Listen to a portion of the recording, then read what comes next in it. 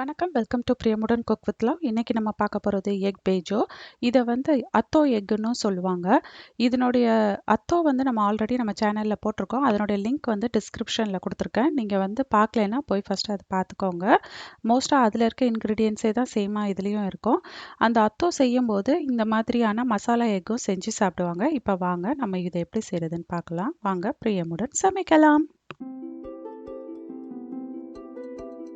முதல்ல இதுக்கு தேவையான பொருட்களை நம்ம இப்போ பார்க்கலாம்.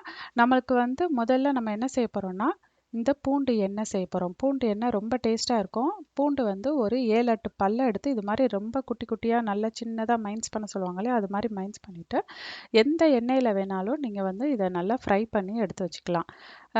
எனக்கு வந்து நான் இங்கே வந்து ஆலிவ் ஆயிலில் ஃப்ரை பண்ணியிருக்கேன். நீங்கள் வந்து எந்த எண்ணெயில் வேணும்னாலும் உங்களுக்கு தேவையான எண்ணெய், கடலை எண்ணெய் இல்லாட்டி நல்லெண்ணெய் எதில் வேணும்னாலும் அதை நல்லா வறுத்து வச்சுக்கோங்க. அப்புறம் கொஞ்சம் கொத்தமல்லி தழையை வந்து நல்லா ஃப்ரெஷ்ஷாக கழுவி கொஞ்சம் எடுத்து வச்சுக்கோங்க. இது வந்து வறுத்த வெங்காயம், ஃப்ரைட் ஆனியன். இது நம்ம அத்தோக்கு செஞ்சோம் இல்லையா, அப்போ வந்து நான் மிச்சம் எடுத்து கொஞ்சம் இந்த மாதிரி பேக் பண்ணி வச்சுருந்தேன். அப்போ உள்ளே வச்சது தான் இப்போ இன்னும் நல்லா கிறிஸ்பியாக இருக்குது பாருங்கள். நல்லா சவுண்டு கேட்குதா உங்களுக்கு அது இப்படி ஆட்டினா? அதுக்காக தான் நான் வந்து உங்களுக்கு இந்த கவரோடு எடுத்து வச்சுருக்கேன் உங்கள்கிட்ட காட்டுறதுக்கு. அதுக்கப்புறம் வந்து கொஞ்சம் புளி எடுத்து நல்லா கட்டியாக இது மாதிரி கரைச்சி வச்சுக்கோங்க.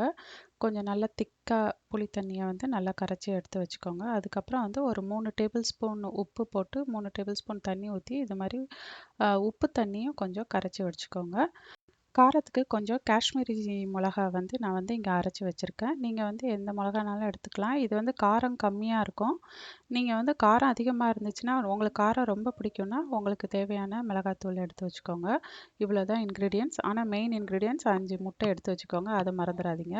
15 நிமிஷம் வேக வச்சு இது மாதிரி உரித்து எடுத்து வச்சுக்கோங்க முட்டையை. இப்போ நம்ம எப்படி செய்கிறதுன்னு பார்க்கலாம். முதல்ல ஒரு முட்டையை எடுத்து இது மாதிரி நடுவில் பாதியாக கட் பண்ணிக்கோங்க. கட் பண்ணி இது மாதிரி நல்லா பிரித்து வச்சுட்டு கொஞ்சமாக ஃபஸ்ட்டு வந்து கொஞ்சம் உப்பு தண்ணி 1 ஸ்பூன் ஆட் பண்ணிக்கோங்க. இது வந்து கையிலலாம் கொஞ்சம் படும், ஆனாலும் பரவாயில்ல. ஆனால் டேஸ்ட்டு செம்மையாக இருக்கும். கண்டிப்பாக செஞ்சு பாருங்கள். அதுக்கப்புறம் வந்து கொஞ்சோண்டு 1 ஸ்பூன் வந்து புளி கரைச்சல், நல்லா திக்காக கரைச்சி வச்சுருந்த புளி கொஞ்சம் போடுங்க.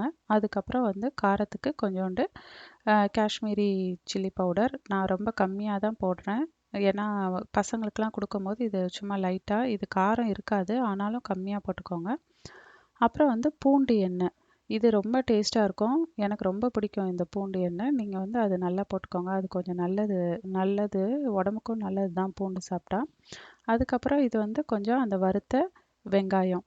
இது வந்து நம்ம அன்னைக்கு அத்தோக்கு செஞ்ச அந்த வெங்காயம் அப்படியே வச்சுருந்தேன். இதனுடைய இதெல்லாம் லிங்க் அங்கே டிஸ்கிரிப்ஷனில் கொடுத்துருக்கேன், நீங்கள் பாருங்கள். அதுக்கப்புறம் வந்து நம்ம கொஞ்சம் கொத்தமல்லியை வச்சு அழகாக கார்னிஷ் பண்ணி வச்சாச்சு. இப்போ இதுதான், இவ்வளோதான். ரொம்ப சிம்பிள். இந்த முட்டை வந்து சின்ன பசங்க கூட ஈஸியாக செஞ்சுருவாங்க. ஆனால் டேஸ்ட் வந்து செம்மையாக இருக்கும். அத்தோவை விட செம்ம டேஸ்ட்டாக இருக்கும். கண்டிப்பாக பண்ணி பார்த்துட்டு எனக்கு நீங்கள் வந்து கமெண்ட்ஸை வந்து ஃபீட்பேக்கில் சொல்லுங்கள்.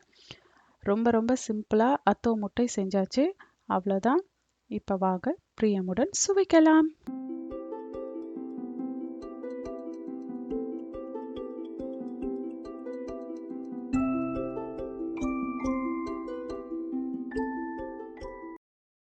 எல்லாருக்கும் இந்த ஈஸியான ரெசிபி கண்டிப்பாக பிடிச்சிருக்கும்னு நினைக்கிறேன். உங்களுக்கு பிடிச்சிருந்துச்சுன்னா லைக் பண்ணுங்கள், கமெண்ட் பண்ணுங்கள், சப்ஸ்கிரைப் பண்ணுங்கள், உங்கள் ஃப்ரெண்ட்ஸ்க்கும் ஷேர் பண்ணுங்கள்.